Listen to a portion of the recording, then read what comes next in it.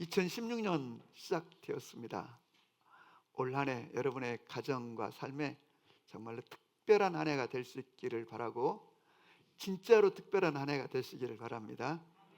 아멘. 예, 벌써 3일이 지나고 4일째입니다. 2026년도 100분의 1이 지났습니다. 하루하루를 알차게 잘 선용하시고, 또 최선을 다하고, 또 기도하시고, 또 그래서 하나님이 우리의 가정, 우리의 삶에 놀라운 일들을 허락하시는 그런 복된 한 해가 될 수 있기를 바라고, 그렇게 한번 기도해 보십시오. 올 한 해는 진짜 특별한 한 해가 될 것입니다. 또 그렇게 되기를 원합니다 하고 외치며 선포하며 기도하시기를 바랍니다.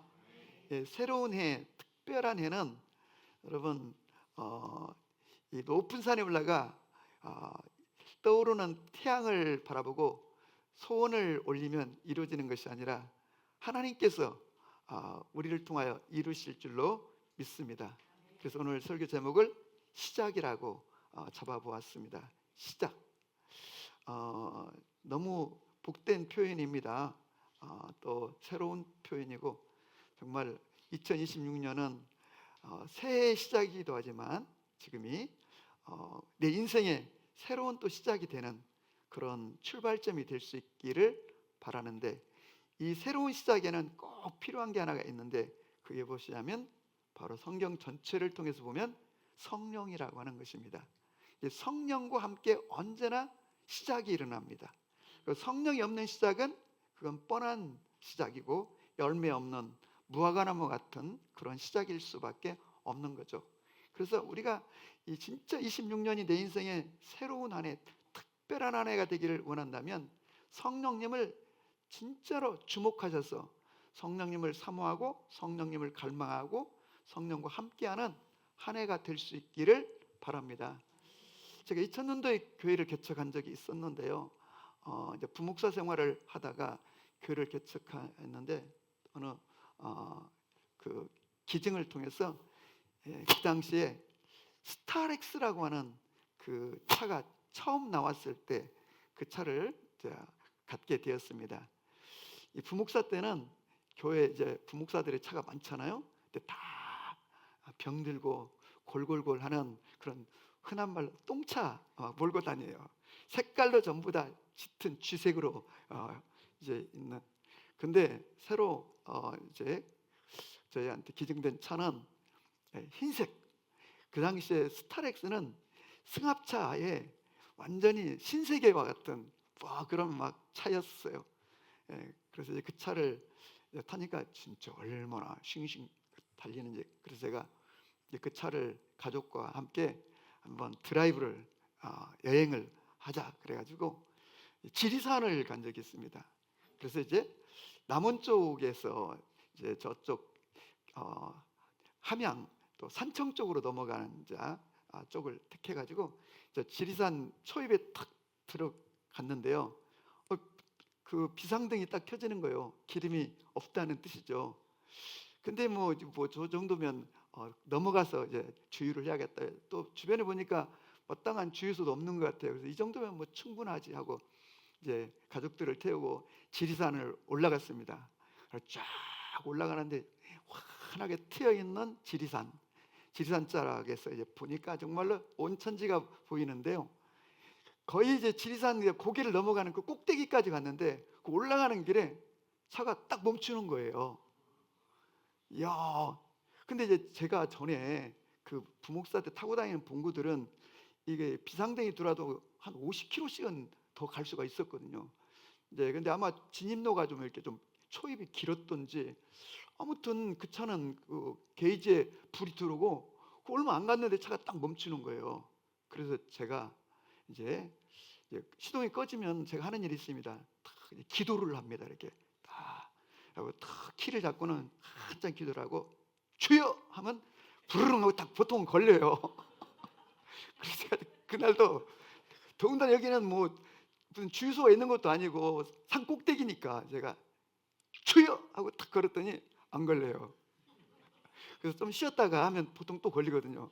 그래서 이제 5분 쉬었다가 다시 한번 주여 했더니 안 걸려요. 그래서 이것도 가나 저 밑에 지금 까마득하게 올라왔잖아요. 할 수 없이 제가 뛰었습니다. 예, 밑으로 건강한 체력으로 막 열심히 밑으로 뛰어가지고 저 초입에 가니까 주유소가 있더라고요. 작은. 그래서 이제 얘기를 해서 페트병 2개에다가 이제 그 경유를 담아가지고 이제 4kg 정도 되겠죠. 딱 끼고는 여러분 생각해 보세요. 그 지리산 꼭대기까지 뛴다는 게 이게 쉬운 게 아니잖아요. 지금 뛰어서 내려왔지 막 그 뜨거운 태양빛 아래에서 땀을 팍 흘리면서 지리산 위에까지 이제 그걸 가지고 올라갔습니다. 기름을 이제 부었습니다. 근데 문제는 이제 에어가 찰 수도 있고 뭐 별 생각이 되는데 이제 시동이 걸려야잖아요. 그래서 기름을 다 넣고는 제가 다시 기도를 한참 하고는 주여 하고 시동을 걸었더니 어떻게 됐을까요? 부르릉 하고 걸리는 거예요. 이야. 그래가지고 이제 산청으로 넘어가서 아무튼 돌아온 기억이 있는데, 그때 깨달은 게 하나 있습니다. 이제 교회를 막 시작하면서 이 차가 아무리 신형이고 좋은 차라 하여도 기름이 딱 떨어지니까 멈춘다는 사실을 하나 깨닫게 되었습니다. 마찬가지로 우리가 인간적으로 똑똑하고 좋은 스펙, 잘나고 했어도 하나님의 사람은 하나님의 영이 함께하지 않으면, 성령이 그 인생을 도와주시고 밀어주지 않으면 우리는 가다가 꺼져버린 그 자동차처럼 멈출 수밖에 없고 내 인생이 더 이상 그 산을 넘어갈 수가 없다는 것을 되게 깨달았습니다. 그런데 이제 제가 이 설교를 옛날에 한번 한 적이 있거든요.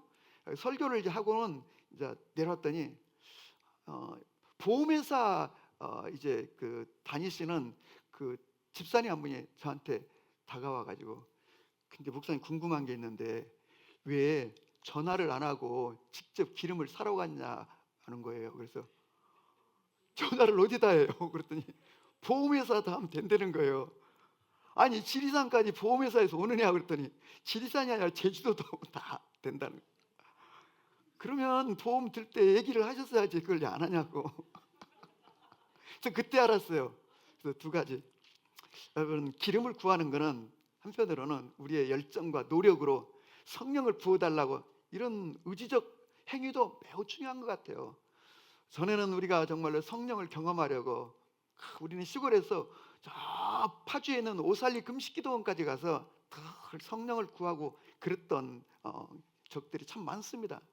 또 막 성령 충만 받고 싶어서 예배드리다가 진짜 나라는 인간은 성령이 안 계시고 성령 충만하지 못하는구나. 예배 끝나고 밤에 막 산에 올라가서 막 기도해보고, 또 저는 또 우리 제 아내하고 이제 신혼 때 시골 집에 머물러 있던 적이 좀 한 1년쯤 있었는데, 이 성령 막 충만, 성령 받으려고 아내하고 둘이 산에 올라가서 이제 기도하는데, 그 옆에가 이제 막 공동묘지가 있는 지역이다 보면 한참 기도하면 성령은 그만두고 귀신이 뒤에서 막 끌어당기는 것 같아요. 등 뒤에서.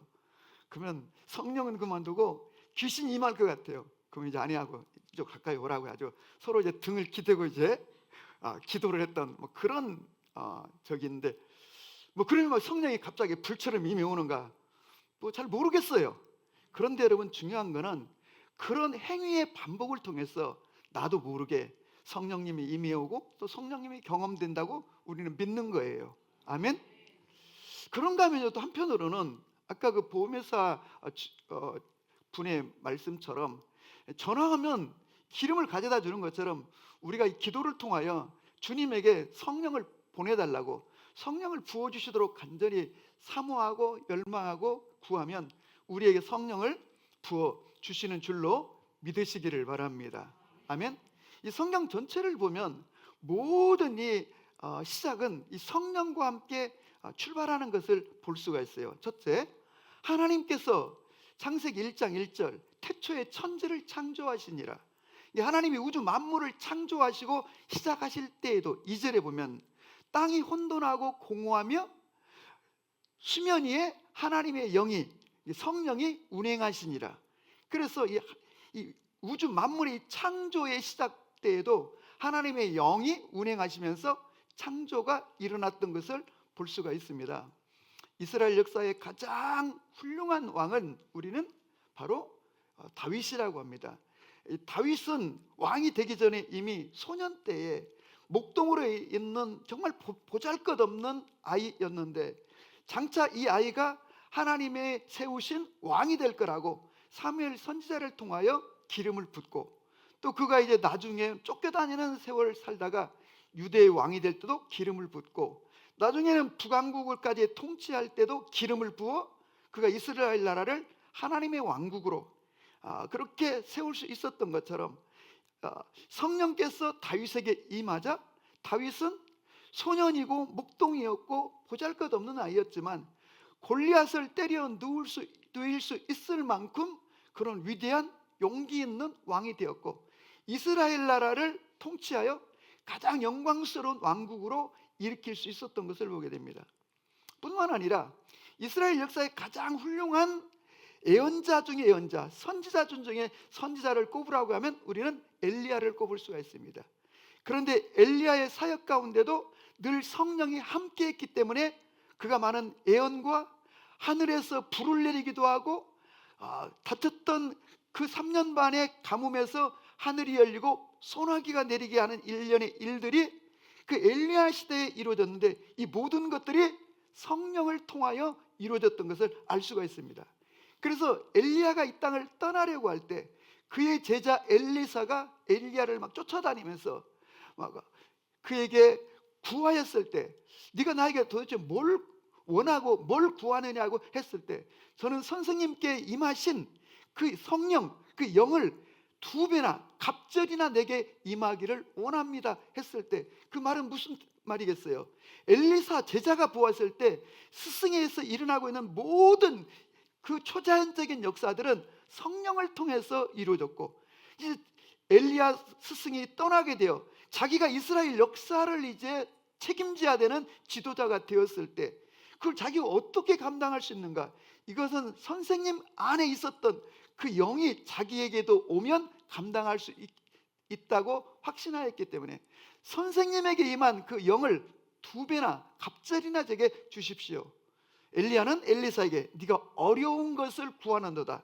그렇지만 내가 올라갈 때, 하나님의 부르심을 통해 올라갈 때 네가 그 광경을 보면 너에게 그 영이 임할 거라고 했고, 실제로 엘리야에게 임했던 그 성령의 2배 갑절의 영이 엘리사에게 임하자, 엘리사는 본래 이 보잘것없는 평범한 사람이었는데 그에게 성령이 임하자, 성사학자들은 말하기를, 성경적으로 조사를 해보면 엘리야에게 일어났던 이 놀라운 초자연적인 기적의 2배가 엘리사를 통하여 일어났다고 그렇게 해석하는 것을 볼 수가 있습니다. 여러분, 우리가 신약성경으로 넘어오면 예수님이 오실 길을 준비한 세례 요한이 어떻게 탄생했는가? 그의 어머니 엘리사에게 하나님의 성령이 충만하여 그는 아기를 낳을 수 없는, 이미 늙어 가질 수 없는 상황에서 바로 세례 요한을 임신하고 탄생시켜 메시아의 오실 길을 준비하는 것을 보게 되는 것입니다. 그래서 누가복음 1장 41절에 엘리사벳이 성령의 충만함을 받아 마리아에게 예언하는 장면이 나옵니다. 마리아여, 네가 복이 있으며 너의 태중의 아이도 복이 있도다 하신 말씀이 반드시 이루어질 것이다. 그 말씀을 믿은 여자에게 복이 있도다. 마리아도 마찬가지죠. 마리아도 누가복음 1장 34절에 보면 천사에게 마리아가 이렇게 반문합니다. 제가 어떻게 임신을 할 수 있나요? 저는 남자를 알지 못하는데요. 그때 여러분, 천사가 가브리엘 천사가 이 마리아에게 말하기를, 하나님의 성령이 내게 임하고 하나님의 능력이 너를 덮었으므로 너에게 나실 그 아이는 하나님의 아들이라, 이런 말씀을 하는 것을 보게 됩니다. 그러니까 여러분, 예수님의 탄생이라고 하는 것은 인류사적으로 완전히 새로운 출발, 새로운 일이 시작되는데, 이 모든 일 가운데 언제나 하나님의 영을 통하여 성령과 함께 새 일이 시작되는 것을 볼 수가 있습니다. 예수님께서는 이 땅을 떠나시면서 승천하시기 전에 제자들에게 너희는 예루살렘을 떠나지 말고 아버지의 약속하신 것 성령을 기다리라. 그러면 너희가 몇 날이 못 되어 성령으로 세례를 받으리라 그랬고, 그리고 그 성령이 오면 너희가 권능을 받게 될 거야 했고, 그 권능을 받으면 너희는 예루살렘, 유다, 사마리아 땅끝까지 이르러 나의 증인이 되어 정말 모든 열방이 주께 돌아와 구원받는 역사가 일어날 것이라고 사도들에게 얘기했고, 사도들은 예수님의 약속을 따라서 그 마가의 다락방에 모여 전심으로 성령을 부어주시도록 기도하였더니, 기도를 시작한 지 열흘째 되는 날 오순절에 그 성령이 어떻게 강력한 바람처럼 막 불처럼 임해 왔다는 것입니다. 성령이 임해오자 제자들은 이전의 제자들과는 전혀 다른 그런 능력 있는 제자들이 되어서 그들이 나가 복음을 전파하고 복음이 정말 땅끝까지 번져나가는 것을 볼 수가 있는데, 예수님도 그리고 제자들도 완전히 새로운 일을 시작할 때 하나님의 영이 임해오는 것을 보게 됩니다. 오늘 우리가 읽은 이 성경 본문은 이사야 61장 1절 2절의 말씀을 인용한 것입니다. 예수님께서 친히 말씀하시기를 주의 성령이 내게 임하셨으니 이는 가난한 자에게 복음을 전파하려 하기 위함이고, 또 그리고 눈먼 자를 보게 하며, 그리고 눌린 자를 자유케 하고, 이렇게 갇힌 자를 또 해방시키는 은혜의 해를 전파하게 하려고 주님이 자신에게 성령을 붓고 성령의 기름을 허락하여 주셨다는 거예요. 이 선언은 뭐냐면, 이 선언은 완전히 지금 새로운 시대가 출발되고 있다는 거예요. 예수님은 이 선포를 하기 바로 직전에 요단강에서 세례 요한에게 세례를 받습니다. 세례를 받으실 때 그때 성령이 비둘기같이 예수님에게 임했다고 했습니다. 성령이 임하자 예수님께서는 놀라운 일을, 이제 공생애를 시작하는 것입니다. 그 공생애란 인류 구원을 위한 출발입니다. 우리는 예수님의 사역을 한마디로 표현한 대목이 저는 마태복음 12장 28절이라고 생각합니다. 예수께서 이렇게 선포하십니다. 내가 아버지의 성령을 힘입어, 아버지의 성령을 힘입어 귀신을 쫓아내는 것이면 이미 너희에게 하나님의 나라가 임하였느니라고 그랬습니다. 예수님조차도 이 땅에 육체를 가지고 있기 때문에 언제나 그 수많은 초자연적인 기사와 표적과 귀신을 쫓아내는 일들이 바로 아버지의 보내신 성령을 힘입어 귀신을 쫓아내면 하나님의 나라가 이미 임한 것이라고 말씀했고, 그래서 예수님은 제자들에게도 십자가 지시기 직전에 요한복음 14장 15장 16장에 내가 떠나면 다른 보혜사를 보내주시리니 그 다른 보혜사 성령이 오시면 너희는 나와 같은 일을 하게 되고 나보다도 더 큰 일을 하게 되리니 내가 아버지께 가기 때문이라. 그래서 제자들에게도 진짜 이 성령이 오시니까 제자들이 놀라운 삶을 살게 되는데, 그 성령님이 오시면 왜 이런 초자연적인 일들이 일어나는가? 성령은 언제나 권능을 동반하기 때문인 줄로 믿습니다. 그래서 마리아에게도 하나님의 성령이 내게 임하고 그 권능이 너를 덮으면 너에게서 잉태할 아이, 그 아이는 하나님의 아들이라 일컬음을 받을 것이고, 제자들 사도들에게도 성령이 너에게 임하면 너희가 권능을 받고, 그래서 이 성령과 권능은 같이 움직이는, 성령님은 언제나 권능을 동반하기 때문에, 물론 그 성령의 역사는 바람처럼 불처럼 그렇게 강력하기도 하지만 또 예수님에게 나타났던 것은 비둘기처럼 잠잠하고 잔잔하게 고요하게 역사하는 영이셔서 이 역사를 바꾸고 한 개인의 운명을, 교회의 운명을 바꿀 수 있는 그런 역사가 되는 줄로 믿으시기를 바랍니다. 그래서 모든 역사는 성령님을 통해서 되는 것이기 때문에 교회와 그리스도인들은 성령님을 주목하며, 여러분 문제는 성령님은 우리 속에서 이렇게 촉발되기도 하고 성령이 부음받기도 하고 강력하게 나타나기도 하지만, 어떤 경우는 성령이 우리 안에 소멸되기도 하고 성령을 우리는 근심시키기도 하고, 그러므로 여러분과 제가 언제나 성령님을 기뻐하고 성령님을 환영하고 성령님과 동행하며 성령님이 기뻐하시는 일들을 하여야 할 줄로 믿으시기 바랍니다. 우리가 이제 사도행전을 보면은 대표적인 인물이 바울과 바나바라고 아볼로를 생각해 볼 수 있습니다. 사도행전 18장 마지막 부분에 보면은 아볼로에 대하여 성경은 이렇게 말합니다. 그는 알렉산드리아 출신으로서 성경에 능통한 자이고 언변이 뛰어난 자라.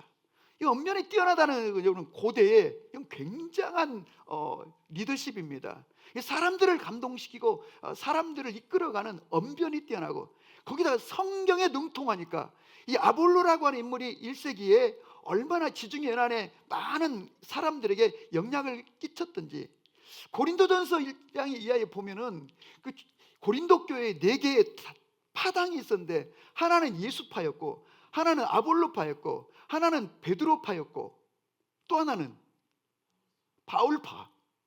여러분, 당시에 바울 사도와 쌍벽을 이룰 만큼, 베드로와 견줄 만큼 아볼로라고 하는 인물이 얼마나 대단했는지 몰라요. 그런데 바울의 제자 브리스길라와 아굴라가 그 집회에 참석했다가 아볼로의 설교를 들어보니까 결정적인 부분이 빠져 있는 거예요. 그래서 그날 저녁에 브리스길라 아굴라 부부가, 아볼로 선생님, 요즘으로 말하면 세계적인 대륙을 옮겨 다니면서 집회를 하는 그런 훌륭하고 유명한 분인데, 브리스길라 아굴라 이 평신도 부부가 이 아볼로 사역자를 보니까 결정적인 결함이 있는 거예요. 그래서 그날 저녁에 자기 집에 초대해서 아마도 이제 식사를 하고 차를 나누고, 이제 성경은 뭐라고 나오냐면 예수의 도에 대하여, 진리에 대하여 자세히 풀어줬다는 거예요. 무엇을 풀어줬는지 성경은 침묵해요. 아마도 아볼로의 체면 때문인지는 알 수 없지만, 그리고 그날 이후에 아볼로가 우찌방으로 가서 많은 교회에 은혜를 끼치더라, 이런 내용이 나왔어요. 그럼 도대체 브리스길라 아굴라 부부가 이 아볼로 사역자한테 뭘 가르쳐 준 것일까? 바로 성령 사역, 성령 충만, 성령의 기름 부심, 성령 세례에 관하여 가르쳐 줬다는 걸 알 수 있어요. 왜? 바로 그 뒤에 나오는 사도행전 19장 1절 이하에는 바울이 에베소 지역에 갔을 때에 한 12명쯤 되는 제자라는 이름을 가진 그리스도인들을 만났다는 거예요. 근데 바울이 딱 한눈에 보니까 이상해. 그래서 그들에게 물었어요. 너희가 믿을 때에 성령을 받았느뇨? 그랬더니 그들이 말하기를, 우리는 성령이 있다는 것도 들어본 적이 없다, 이런 얘기를 해요. 그럼 너희가 무슨 세례를 받았느냐? 우리는 세례 요한의 세례를 받았다. 이게 누구냐면 아볼로의 바로 세례예요. 다시 말하면 세례 요한의 제자들이 저 북아프리카 지역이라든가 지중해 근안에 있는 많은 민족들에게 세례 요한이 제자들이 다니면서 복음을 전파했는데, 그 복음은 반쪽짜리 복음, 예수 그리스도를 전파하고 복음을 전하기는 하는데 성령 사역에 대해서는 전혀 경험도 없거니와 알지도 못하는, 그래서 우리는 성령을 들어본 적이 없다. 그래서 바울이 그 12명에게 다시 예수의 도에 관하여 자세히 풀어주고 안수하자, 그들에게 바로 성령이 임하자, 그들도 예언도 하고 방언도 하더라, 이렇게 나와 있어요. 우리가 이걸 보면은 뭘 알 수가 있냐면, 모든 시작은 바로 성령님과 함께 되어진다고 하는 것이고, 성령의 역사가 없으면은 열매를 맺지 못하는 거죠. 그래서 사도 바울은 고린도전서 4장 20절에서 하나님의 나라는 말에 있는 것이 아니라 능력에 있다고 하신 것처럼, 내가 가면 내가 너희들의 말을 듣지 않고 너희들의 능력을 확인하겠다고 한 것처럼, 그리스도인들은 지식으로만이 아니고 교리와 신학이 아니라 우리 각자의 심령 속에, 우리의 삶 속에 다양한 성령의 역사가 나타나는 거예요. 그 성령의 역사가 무슨 방언과 예언으로만 나타나는 것이 아니라 내가 기도하면 이루어지는 거예요. 내가 선포하면 그대로 되는 거예요. 내가 주님께 간구하면 주께서 역사하시는 거예요. 이게 여러분 다양한 성령 역사가, 성령의 역사는 뭐냐면 사람의 힘으로는 할 수 없는 것.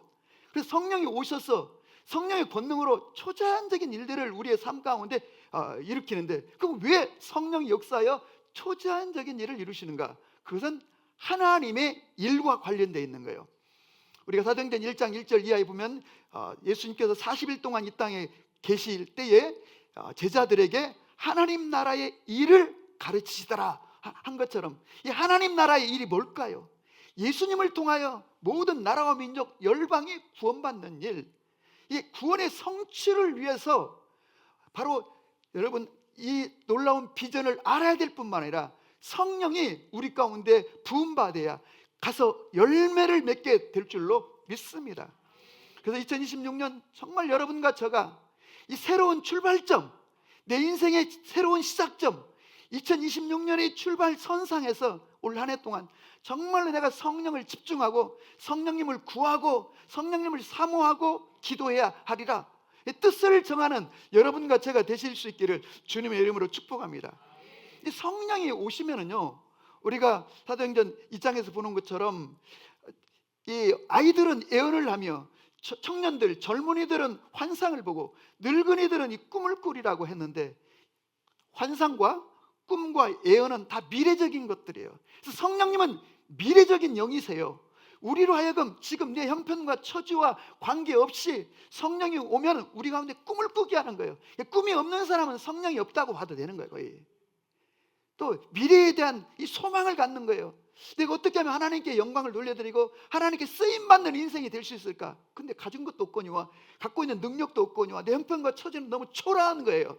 그래서 성령이 오면 우리 가운데 늙은이에게도 여러분 꿈을 꾸게 하고, 어린 아이들에게도 저들이 예언을 하게 하고 미래를 말하게 하고, 청년들에게는 뭐 환상을 보게 하고, 그래서 여러분과 저에게 성령님을 통해서 내 인생에, 내 미래에 관하여 하나님의 영광을 위하여 꿈꾸고 예언하며 그리고 환상을 보는 그런 인생, 그런 특별한 2026년이 될 수 있기를 주님의 이름으로 축복합니다.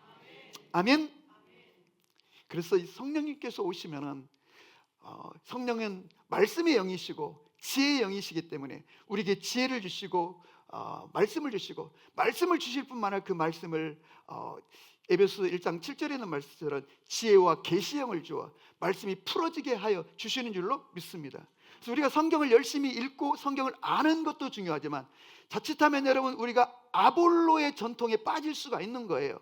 그 위에 사도 바울처럼 말씀뿐 아니라 하나님의 영이 임해와야 우리의 삶 가운데 그 언약의 말씀이 실제가 되고 그 언약의 말씀이 내 삶을 통하여 성취가 되고 이루어지는 역사를 경험하게 되는 건데, 이런 이 집중력이 있는 방향성을 가지고 올 한 해 기도해 볼 때, 그러면 성령께서, 여러분 초자연적인 현상이란 것은 내가 인간의 이성으로 이해할 수 없다는 뜻이거니와 내가 지금까지 경험해보지 못한 일들이라는 뜻이기도 하고, 상식으로 해석이 안 되는 일들이 여러분과 저의 삶에 일어나고 터지고 나타나게 되고 열매 맺게 될 줄로. 그래서 2026년은 우리가 구하고 성령의 역사를 기도하고 그리고 입술로 선포하고 그 다음에 상상하시기를 바랍니다. 근데 이 상상이 안 돼. 왜? 내 속에 믿음이 없으니까. 의지적으로 상상하시면 희망찬 하나님의 나라의 일들을 자꾸 그리세요. 예. 다우리도 막 그리세요 좀. 예. 놀라운 일을 막 상상하세요. 인간적으로 일어날 수 없는 일을, 있을 수 없는, 논리적으로 설명이 안 되는 일을 막 상상하시고 그리세요. 그리고 입술로 막 선포하세요. 그대로 될 줄로 믿으시기를 바랍니다. 아멘. 예. 그리고 에베소 3장 16절처럼 성령의 능력이 오면 우리의 속 심령이 강해지게 되고, 심령이 강한 자가 이 세상을 이기는 자가 될 수 있게 될 줄로 믿습니다. 미국의 펜실베니아 주에는 유명한 그 교회가 있었는데, 그 별명이 뭐냐면 마른 막대기 교회예요. 목사님들이 붙인 안 좋은 별명이었어요. 그 교회는 얼마나 질이 나쁘든지 목회자가 오면 6개월, 1년을 버티지 못하고 계속 쫓겨나가는 거예요. 그래서 저런 능력도 없고 정말 옳지 못한 그 교회를 이제 목사님들이 마른 막대기 교회. 왜? 그 모세가 하나님께서 네 손에 들고 있는 게 뭐냐 그랬더니 지팡이, 원문에 보면 마른 막대기라고 했어요. 다시 말하면 생명이 없고 쓸모없는 지팡이란 뜻이죠. 그래서 마른 막대기 교회. 근데 그 또 교단에, 펜실베니아 지역에 있는 교단에 또 안 좋은 별명을 갖고 있는 목사님, 마른 막대기 교회가 있는 것처럼 마른 막대기 목사님도 계셨대요. 이 목사님 어디 가면 아무리 좋은 교회를 가도 6개월을 못 버티고 쫓겨나는 거예요. 계속 쫓겨나고, 그러니까 이제 나중에 자기가 그야말로 실직이 돼가지고 오라는 교회가 없으니까 이제 집에 있는데 마음이 이제 조급해지고 자기가 너무 초라한 거예요. 그래서 이제 감리교 목사님인데 감리사를 찾아가서 목사님 저에게 어디 임지가 있으면 하나 좀 소개시켜 주십시오 해서 기도해 보겠다고 하더니 연락이 왔어요. 임지 하나 알아놨다고. 나중에 알고 봤더니 마른막대기 교회를 소개를 해주신 거예요. 아니 좋은 교회, 은혜로운 교회도 감당이 안 되는 목회자가 그 마른막대기 교회를 어떻게 감당하겠어요? 그래서 이제 겁이 덜컥 나더래요. 그래서 진지한 기도를 처음으로 해봤대. 산에 올라가서. 그래가지고 이제 막 기도를 하고 뭐 주님 살려주세요, 살려주세요 하니까 근데 성령의 느낌이 좀 오는 것 같더래요. 이렇게 뭐 조금 성령의 느낌이 오더래요. 그리고 이제 부임을 한 거예요. 가서 이제 주일날 설교를 딱 했더니 의외로 교인들이 막 은혜를 받더라는 거예요. 오라? 이거 뭐야 또? 자기가 스스로 놀란 거예요. 막 은혜를 받으니까. 그래서 이제 그날 저녁에 또 가서 기도를 했다는 거예요. 그리고 또 그 다음날도 기도하다가 성령의 불이 임해온 거예요. 그래가지고 그 교회가 이제 부흥이 시작되는데 그 감리사님이 이제 그 교회를 소개해놓고 인간적으로 그래서 마른막대기 목사라는 별명을 가질 만큼의 목회자인데 그런 목회자를 갖다가 마른막대기 교회에다가 소개를 해놨으니까 인간적으로 조금 이게 좀 가책도 되고 책임감도 느끼고 그래서 어느 주일날 저녁에 이제 부교육자한테 설교를 맡기고 한번 방문을 했다는 거예요. 그래서 방문을 했는데 교회 입구에서 보니까 막 싸우는지 막 시끄러운 소리가 나더래. 그래서 아이고야 벌써부터 이렇게 싸우는구나 하고 들어갔더니 싸우는 것이 아니라 막 통성기도를 막 하고 있더라는 거예요. 그래서 그날 그 목사님도 감리사 목사님도 큰 은혜를 받았다는 거예요. 그래서 끝나고 이제 그 목사님한테 물었대요. 이게 도대체 어찌 된 일이냐고. 그랬더니 아이고 뭐 마른막대기 교회라서 그런지 불이 한번 붙으니까 그냥 얼마나 활활 붙는지 자기에게 성령이 임해온 것 같다고 그렇게 고백했다는 거예요. 그렇습니다 여러분. 우리 신앙생활의 관건은 성령이시고 그래서 성령님은 출발하게 하시는 영이고 두 번째 성령님은 결실케 하고 그 결국 결말을 이루시는 영이기 때문에 여러분과 제가 2026년도 정말로 이 성령님을 사모하시고 어떻게 집중적으로 근데 우리가 이제 사도행전을 읽다 보면 우리에게 참 위로가 되고 격려가 되는 표현이었는데 그게 뭐냐면 예수님의 이 약속을 붙들고 이미 예수님이 이제 승천해 버리셨어요. 이 땅에 남아있는 제자들과 성도들 120명이 마가의 다락방에 모여 전심으로 오로지 기도에 힘썼다고 그랬어요. 그랬더니 기도를 시작한 지 열흘 만에 성령이 바람처럼 불처럼 임해와 각 사람 가운데 임해왔는데 성경은 뭐라고 말하면 모든 사람들에게 성령이 임했다는 거예요. 이게 120명 모두가 성령을 경험했다는 거예요. 사도행전 10장에 가면요 이 로마 군인 백부장이 그 예수님의 그 환상을 보고는 베드로를 초청하여 요바에 있는 베드로를 데려다가 말씀을 듣는데 그때 자기만 듣는 게 아니라 자기 친구들 로마 장교들과 집에 있는 그 하속들 모든 사람들을 친척들을 다 모아놓고 그 집회를 참석했다는 거예요. 근데 결론적으로 뭐라고 나오냐면 베드로가 위하여 기도할 때 그곳에 있는 모든 사람에게 성령이 임했다는 거예요. 그러니까 모든 사람에게 임했다는 거예요. 이 말씀이 우리에게 위로가 되고 격려가 되는 줄로 믿습니다. 몇 명쯤 될까? 제 생각에는 아마 한 30명? 한 40명쯤 안 되었겠나? 모든 사람에게. 아까 인용한 사도행전 19장에 보면 바로 바울 사도가 보니까 그 뭐 제자라고 그러는데 그리스도인이라는데 딱 보니까 이상해. 그래서 너희가 예수를 믿을 때에 성령을 받았느냐? 우리는 성령이 있는 줄도 모릅니다. 들어본 적도 없습니다. 다시 예수님의 도에 대하여 설명하고 안수하며 기도하였더니 성경에 보면 12명 모두에게 성령이 임했다. 그럼 이 전체를 통해서 우리가 착안할 수 있는 건 무엇이겠어요? 하나님의 영은 사모하는 모든 사람에게 임하는구나. 뭐 특정인 대단한 뭐 그런 사람에게만 임하는 것이 아니라 순수하게 사모하고 갈망하고 정말로 성령님을 향하여 선 모든 사람에게 임한 것처럼 2026년 우리 모든 성도 한 분 한 분이 모두가 다 성령의 충만하기를 바라고 성령의 터치가 와서 새로운 시작이 일어날 수 있기를 바라고 잃어버린 것을 회복할 수 있기를 바라고 빼앗긴 걸 찾을 수 있기를 바라고 이전에 가보지 않은 길을 가게 되는 역사가 있기를 축복합니다. 아멘.